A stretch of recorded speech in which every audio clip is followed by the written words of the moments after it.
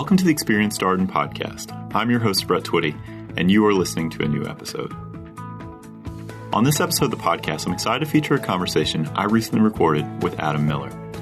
Adam is a second-year student in our class of 2020, and he and I recently sat down to talk about a great many things. His background, why he decided to pursue an MBA, what led him to Darden, his experience as a consortium applicant, what he's enjoyed about his time at Darden so far, as well as his very own podcast that focuses on the stories of MBA candidates. I think you're going to enjoy this conversation, so without further ado, here's my interview with second-year student Adam Miller. Adam, welcome to the podcast. Thank you so much for having me, Brett. All right. I realize it's taken a while. We had this conversation, I guess, when you were a first-year student. A few months in, you had started a podcast. We obviously were getting started with this podcast. Yeah. The Exec MBA podcast at that time. Sorry it's taken this long, but so happy that you're here. Get to hear a little bit more about your story, what you've been up to. Recognize we have a lot of ground to cover, so let's get started. Yeah. Who are you and what's your background? Yeah, thanks again for having me. It's probably my schedule as much as anyone's.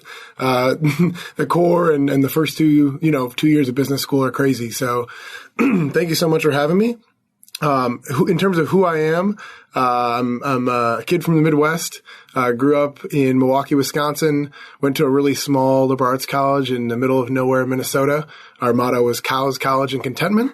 And I always describe myself as goofy, yet at the same time, very principled. So, is an MBA something you always knew you wanted to pursue? Was there something you kind of got out in the workforce and realized that this is a credential you needed? No, I really didn't know that I wanted to get an MBA until probably 2 or 3 years into the workforce. I had this perception that MBAs were for folks who had 10, 20, 30 years even of experience. I didn't understand exactly what the degree was. And so at my old organization, working at this large insurance company in Minnesota, in my second job there, the team that I was on, everyone there had an MBA. And they really explained to me that this might be a good option for me in the next couple of years after that. And so you started doing your research. How did Darden get on your radar? Yeah. I was looking at a lot of top schools, and being from the Midwest, going to a place that was going to be a little bit warmer was something that jumped out. Visited in, actually about little over two years ago from this point, and got to see some things that I really, really liked here. Came during a Darden Cup event. I'm sure that's come up a little bit on the podcast before, but happy to explain again. And also got to sit down on a class and experience what the case method was like. So from that moment, I knew I was going to apply and was fortunate enough to get in. So we have talked about the Darden Cup, obviously the athletic competition, and it also includes trivia and different things between the sections. I wonder if you remember the class that you sat in on as a prospective student. Oh, yeah, absolutely. It was bond trading in Michael Schill's class. It was the first week of class, actually, for those students. Section D. I was not in Section D when I actually got here, but happened to be wearing a blue shirt, which matched with their colors that day. So that was really fortunate. And I was a little bit confused because I don't come from a finance background or anything related to bonds. So when I actually came back the following year after getting in, it was pretty funny to see how much when you actually prepare for a class the night before, you can actually understand what is going on.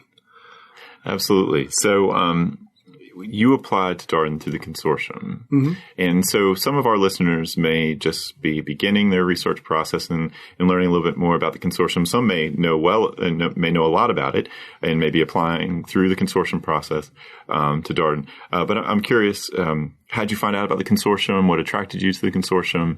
Talk a little bit more about that. Yeah, I found out about the consortium when I had a call with someone at a different business school. This guy immediately responded to my random LinkedIn message. He was a student who was, during his summer internship, just was checking his LinkedIn. I had this idea of, why don't I reach out to current students the same way I'd found previous jobs of networking? What if I networked with recent alumni and people who were getting their MBAs? I don't even think I'd looked to see at the time if he was technically an ambassador of the school, but he just had things that lined up similar to my background. And he messaged me back within an hour and said, happy to jump on the phone. What's your schedule look like today? And he gave me 2 hours of his time that night. And we talked through a lot of different things. And he explained to me that the consortium, for graduate study and management, would be a really great option for me because there's a couple of really big benefits. You can apply to multiple schools at the same time. You've got the opportunity for scholarships. And then you've also got the opportunity for early recruiting. So I thought it was too good to be true because I was just going to apply to 5 to 10 schools. I wasn't sure which ones yet. And he really made it simple to understand what the process might look like through this additional program, assuming you've been committed to diversity and inclusion. And at the time, my job was actually related to D&I, so it fit perfectly. And so you mentioned you had come for a class visit at Darden and obviously observed Darden Cup. So it sounds like you had a really impactful visit. But I'm curious what ultimately led you to choose Darden. Yeah. So definitely those 2 aspects were a big part of it. The faculty here is fantastic. I visited another 6 or 7 programs actually that fall. Darden was the first one I came and visited, but no other school took the learning environment as seriously. And that resonated with me, having gone to a small private liberal arts college where we prided ourselves on learning there as well as the fact that afternoon, being at the Darden Cup, I got to be in the photos with that section. And so I felt like not only was this going to be a place to learn, but this was going to be a place where I was going to have a great community. So, so you came to Darden. What's your academic background prior to business school? What classes had you taken at your undergraduate institution? So I like to think of myself as a little bit of a poet and a little bit of a quant. I can see myself fitting in on the one hand with people who consider themselves traditional MBAs as well as non-traditional applicants to business school.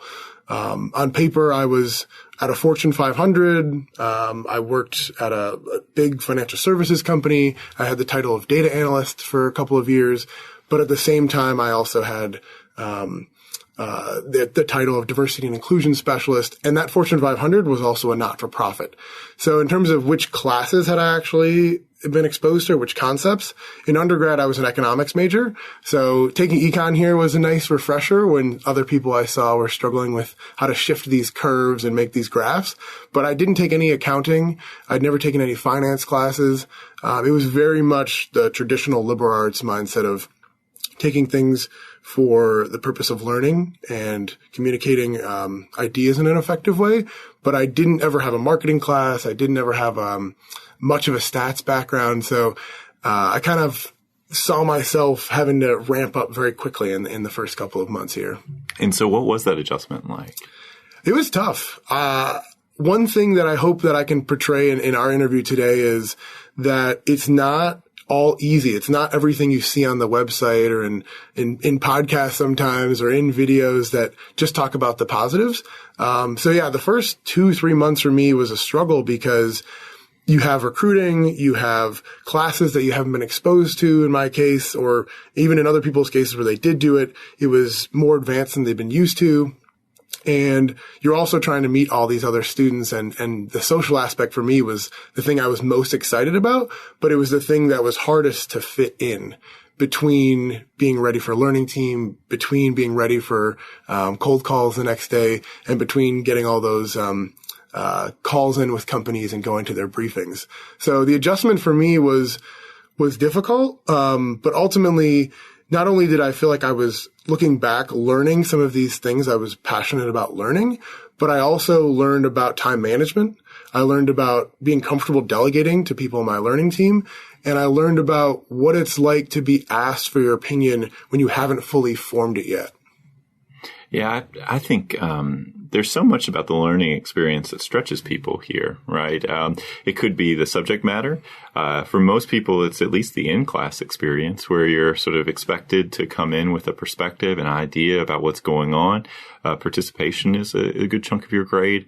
And there's a learning curve in so many different directions as you are getting started, whether it's time management, whether it's the academic adjustment, whether it's the career piece. We talked with a few students who've referred to the sort of holy trinity business school of there's school, there's social, or extracurricular, and there's recruitment, career, and you can do two of the three at any given time, but it's very hard to do all three simultaneously and sort of still have a kind of balanced existence. I wonder if that resonates with you.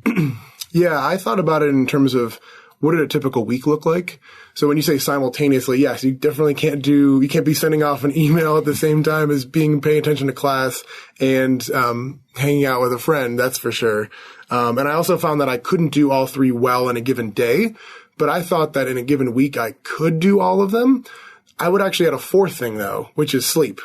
That was the one thing where, Sunday night through Thursday night, that was where I struggled to get the 8 hours of sleep that I desperately need in my life. So ultimately, everyone at Darden that I've come in contact with is able to get a job. 90% of people are happy with the jobs that they get. Most people find that the learning experience is a positive one, and they make tons of friends. But if you ask people about that first 7-8 months, whatever it is for the core, for me, the thing I felt like I actually had to give up was a fourth thing, which was being well rested during the week. And things certainly changed after that point, once it was the fourth quarter of first year and now into my second year. Yeah, it's interesting. So much conversation about sleep these days, more awareness about the value that it has. And, I do get the impression just from talking with students about first year, the core, you're doing a lot during that period. It's a really profound period. But as we also have talked about here on the podcast, business school is not a 1-year experience. It's a 2-year experience. So while there's a lot of focus and energy about what happens in the first year, there's also a lot of opportunity in the second year too. So as you mentioned, sort of rounding the corner, what'd you do this past summer? Yeah, I was fortunate enough to have an internship working in the social sector. I worked for the Bill and Melinda Gates Foundation out in Seattle. They have a new team focused on poverty there. And for me, it was a no-brainer once I got that opportunity to accept it, as well as to apply to it. I got to meet some fantastic people who came from other programs, not just business schools. The other interns, about 40 of us, some were PhDs, some were masters in public policy or public health, masters in education. And to your point more broadly around how to spend your time in the 2 years, now that I've recently finished up recruiting for a full-time job as well next year, I'm extremely excited to get more involved in the prison program here and get more involved in helping mentor and just support in any way that I can the first-year students who are still going through the core. So you mentioned spending your summer with Bill and Melinda Gates Foundation. What will your job be after graduation? Yeah, so I will be working at the American Red Cross up in D.C. They have a leadership development program where you rotate around between 3 different parts of their organization in 3 years. So I don't actually know yet what my first rotation will be, but it'll probably be related to blood donations and getting more people to want to give or helping with some of their operations behind the scenes, or it'll be something related to disaster relief, whether it's using big data to figure out which parts of the country, maybe it's California wildfires or hurricanes on the East Coast, that they want to make sure they've got additional resources there from a humanitarian perspective to help folks, as well as the 60 to 70,000 house fires that they also support each year. So did you come to business school knowing that you wanted to do something with this sort of social impact, this social sector focus? I had it as a strong preference. So to back up my career before this, I had 3 different roles at the really strange life insurance company that I worked at, which again was both a Fortune 500 and a not-for-profit. I worked first in their innovation group, which very much functioned like a corporate social responsibility team to come up with ways around innovating on nudging our customers to give away their own money and their own time. In my second role, I worked in the internal strategy group as the one person without an MBA. And then in my last rotation there, I worked in HR, building out diversity, equity, and inclusion programming. And so coming into business school, I knew that my last job was the one that I thrived at the most and the one that gave me the most energy to get out of bed each morning. And so I thought what I wanted to do when I was applying was do something again related to HR right away, because I loved seeing that impact on whether it was employee engagement survey turning into a mentorship program for new employees or being the person who actually started an employee resource group for millennials, I loved that impact and seeing it day to day. And so when I actually got in, I started talking to more and more people who, again, were in school or had recently graduated. And they said, you don't have to do HR right away. There's a lot of other things you could do before making your way back to it. So coming in for the first semester here at Darden, I recruited for a lot of traditional things and a lot of not traditional things. So I looked at consulting, both impact consulting and regular consulting. I looked at a little bit at some tech companies in various functions, from sales to, again, HR. And I looked at general management because I recognized that I loved the idea of the opportunity to mentor people as part of my job and coaching them. And so places like the Bill and Melinda Gates Foundation, those for me were the ultimate. They were the moonshot that I knew if I could somehow get that one, it would make it an easy decision, but I knew it would be an uphill battle. So I'm also struck by the fact that you mentioned the prison program earlier, that you found sort of a way of also pursuing this interest in your choices in your second year and how you're spending your time. Some of our listeners may not know much about the prison program. It's truly incredible what students work on. Do you want to talk a little bit more about that? Sure. So basically, once the core is over, around March, let's say, of your first year, you have the opportunity to start taking on club leadership positions, as well as various other extracurriculars that wouldn't fall neatly into the club description. And so the prison program is one of those. And I was lucky enough to get picked to be one of those student teachers where I, every 2 weeks, go into a state prison here in Virginia and teach the case method. I had the opportunity to either teach finance and like fundamentals of business or entrepreneurship. And given the way I'd kind of been an intrapreneur in my old organization in some respects, and it also still not being the greatest person in my class in finance, I knew that I wanted to pick the latter.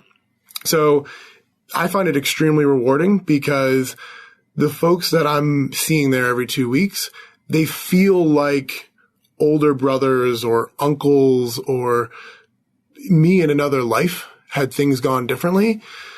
And it's the same reason why I was excited about working at the Gates Foundation, is tackling big, important issues. And on the one hand, where Gates was thinking about those from a very high level and being many steps removed, and my team actually doing work related to prison reform while I was there this summer, to going and being on the ground and, going through security and being very conscious of what I say and how I dress and being up in front of those folks to, not deliver material because, again, it's the case method, but to see them come to a new realization at the end of a 90-minute to 2-hour discussion has been a really transformative thing for me over the last semester. How has it changed or shaped your thinking about prisons, who's there, their stories? Has it personalized it in a way that maybe it wasn't personal before? I'm curious. I'm taking a class right now called Ultimate Questions. And we talk all the time about what does it mean to be a good person? What does it mean to live a good life?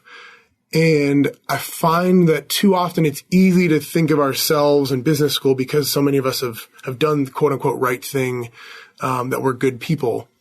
But when I come in contact with the folks, at that prison, I wonder whether or not the thing that got them there, assuming, right, that thing actually happened, is not every person that's in jail has actually done the thing they're accused of, but assuming that they did, that they're the same person as when that occurred, and that thing that they did defines them. So unfortunately, we don't get to spend enough time talking about those questions with them, but it does, the way they answer questions around the ethics of what they would do in this business situation, or they also had to pitch their own business ideas to us at the end of this semester last week, reflect the fact that some of their values either have clearly changed, or that one mistake that they made in their life, or multiple mistakes potentially, does not mean that they can't go on to live fulfilled and meaningful lives. So how do you pick the cases that you're going to teach? Is it a set curriculum? Do you get some choice, or maybe talk about some of the cases that you've had a chance to teach? So a couple of students and we rotate driving down to that prison. So I do have the choice in the sense that if my schedule lines up, and I'm really excited about teaching one related to a factory versus a retail business, then I have some choice. But that would also assume I've read the cases well in advance myself. So no, I tend to do the slots that work well for my schedule. And the biggest thing is it's so much different preparing for a class in that way than it is showing up for a Darden class, especially second year, because you have to think through all the different directions the class may go in, as opposed to just the cold call that you may get at the beginning of a class, and then a couple of interesting points that you might want to pull out, or building some kind of model in a typical class preparation. I've got to be ready to hear the 360 viewpoint. And if it goes even beyond that, something I'm not expecting, being ready to pivot. I remember at the end of one of my classes there, one of the students said, "Every time I leave here, I feel dumber than when I got here." And I wasn't sure whether he was joking or if he was very frustrated by how the class had gone. And so I just in the moment asked him, what could I have done to make this better? Or is there something in general about the program? And he said, it's not you at all. It's just that hearing everyone else speak, hearing everyone else's opinions has made me think that maybe I'm wrong. And that my first intuition, because that's how I've lived much of my life, is not the way that the world works. And it's not that there's only one right answer to each of these important questions. Are there particular discussions that you've had that stand out, or any that sounds like an incredible interaction. I think that's hopefully what all Darden students take away from the case method is that, oh, guess what? You don't know the answer to everything, and there's a lot more power in a team. And, oh, you also have a lot to learn from other people. Any other interactions that you've had, any class discussions with the prison program that stand out? Yeah. I find it so fascinating to hear them speak about their life experiences and how it relates to exactly what we're talking about that day.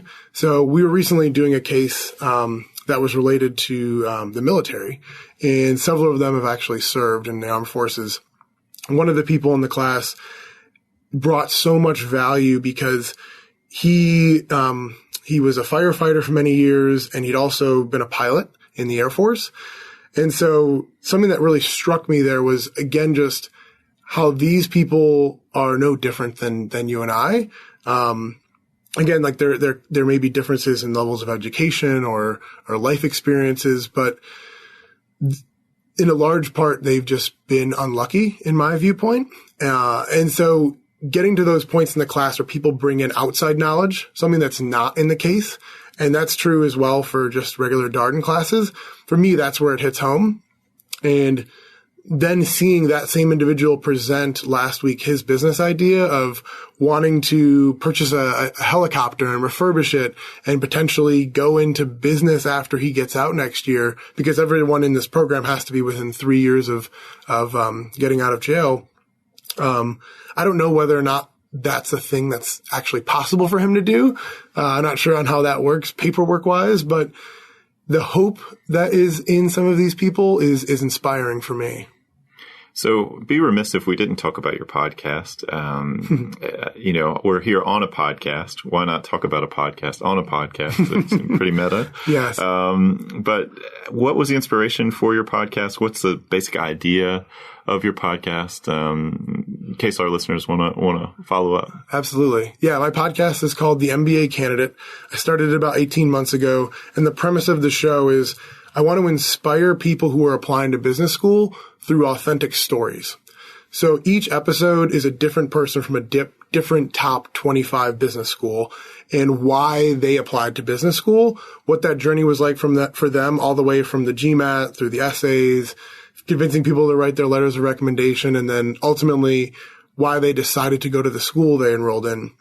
And the thing that I've been most proud of is how many people have reached out to me directly on LinkedIn. It's probably close to 50 now, who I've either helped them with their essays or helped just them talk through which schools they're applying to. The podcast also gets pretty deep.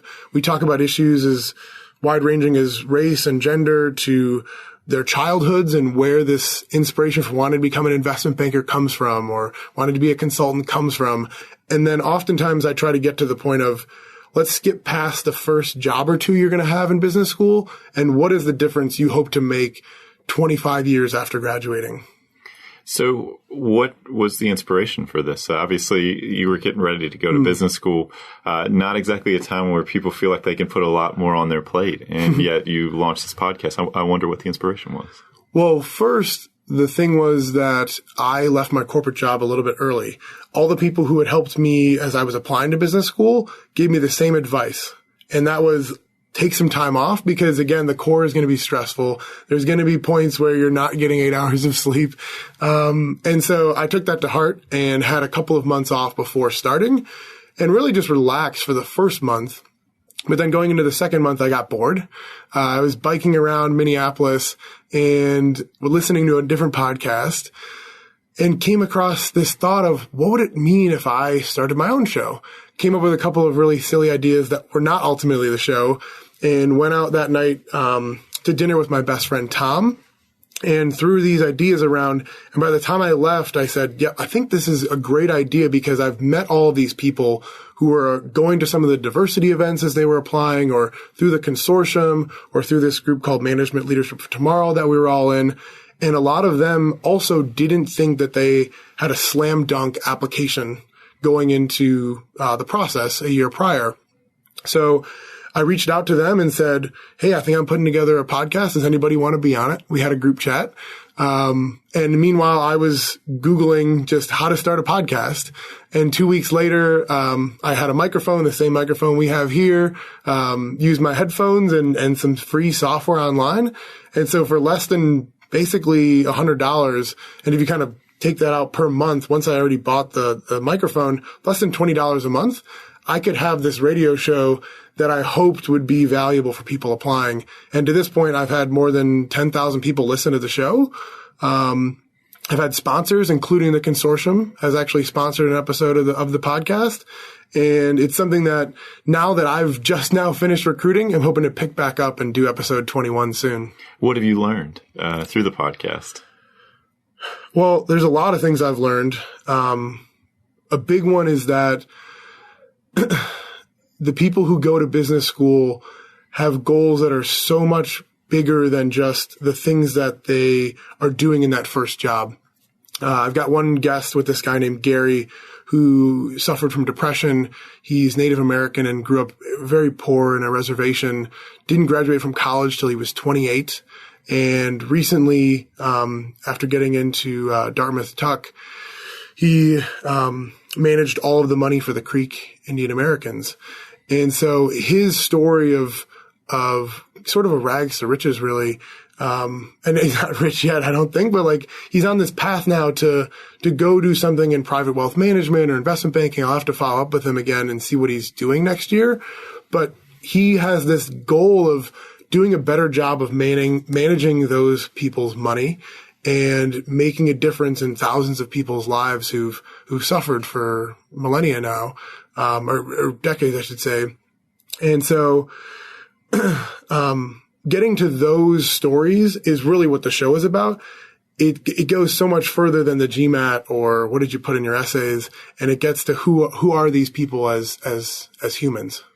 You're right, because when you think about the decision to go to business school, things like applications and essays and GMAT, they're ultimately just in service of an ultimate goal or aspiration, dream that someone had. Yeah. And obviously, it's the product oftentimes of years and years of planning and self-reflection and thinking. A couple things, along the way, conversations, interactions may have helped someone realize that this is something that they want to do. Mm-hmm. The story is always the best part of it, easily. Yeah. Yeah. And there's definitely advice that comes out of the show, which is so many people are not going to get that top GMAT score. Only 10% of people are going to crack a 700.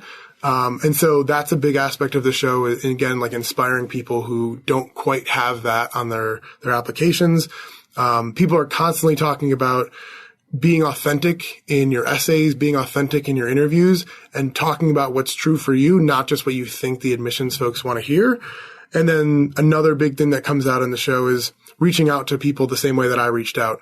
I'm now one of those campus ambassadors at Darden, so people can message me on Darden's website as well as on LinkedIn, and I'm always as quick as possible to respond. But doing that is helpful in so much of the process, in bouncing your ideas off of, hey, does this career path make sense? Does what I'm writing here make sense?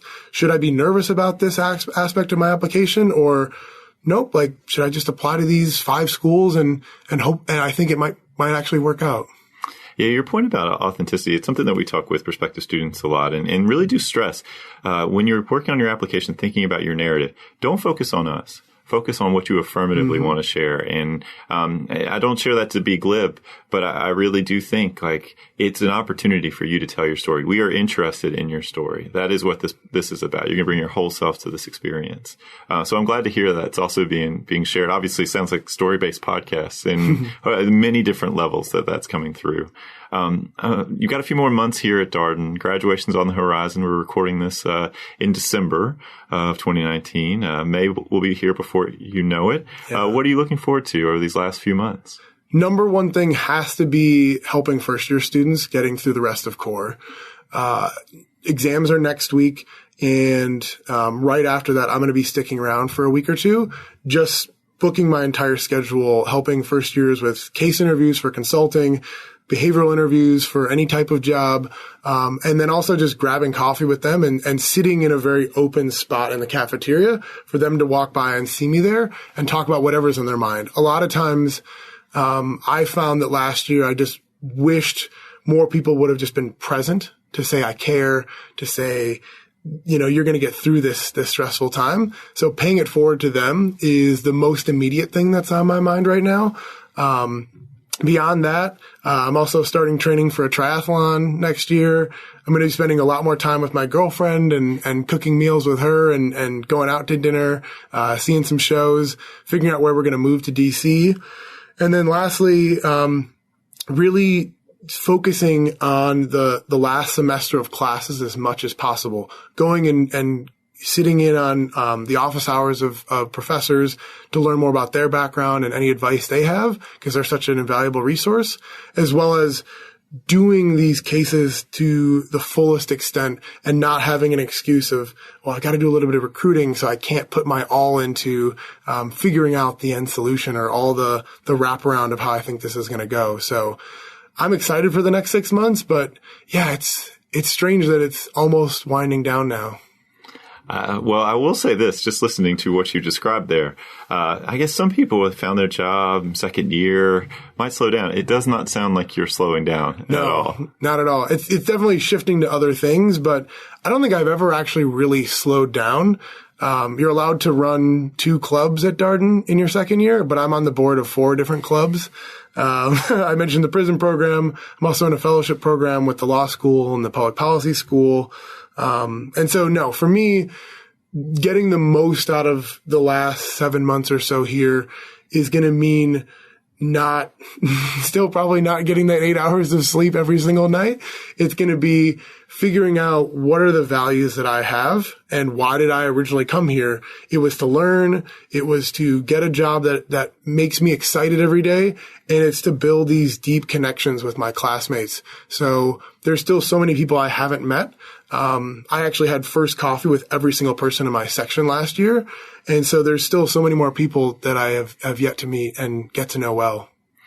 That's impressive that you're able to, 65 first coffees? 67, yes. Wow. Every single day I had a coffee with somebody different. That's incredible. And so it seems to me, just listening to your story, that you're someone that came with even if it wasn't a specific plan, you had goals, you had things that you wanted to accomplish here.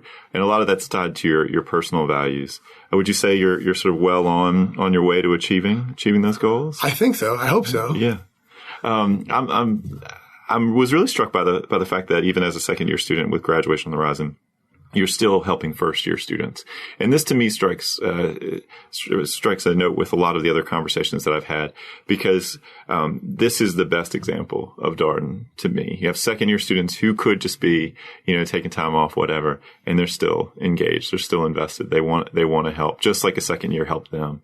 And you have alumni who are helping second years and first years because an alum helped them. And you have first years and second years who are helping prospective students because that's what their experience was. And you have this whole circle that happens. Oh, yeah. Yeah, I think part of it is just given the life experiences I've had and the mentors who've told me the way to pay them back was by paying it forward.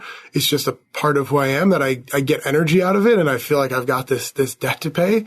And then another large part of it is, again, I felt like that first semester was tough for me. And on the one hand, it's a benefit because Darden is somewhat of a boot camp, right? Like you're going to become closer together because you go through these struggles. And now I want to make that a little bit better as much as I can for the people who are coming up behind me. So whether it's first years, whether it's prospective students, I am always jumping out of my seat to help them in any way that I can. Well, Adam, appreciate your taking time out of your day to be here on the podcast. It's great to catch up with you. And obviously you got a ton of stuff going on. It's great to hear more about all the activities. And ultimately, I think one of the things that I was really struck by, that's sort of the intentionality with which you've pursued all of these things. So thank you for helping make Darden a better place, and best of luck on the last semester here. Thank you so much. I appreciate you having me on. And that was my conversation with Adam Miller, a second-year student in our class of 2020. As always, if you have any comments, suggestions, requests, anything you'd like for us to cover here on the podcast, we're all ears. We can be reached at Darden, that's DARDEN, @virginia.edu. And until next time, thanks for listening.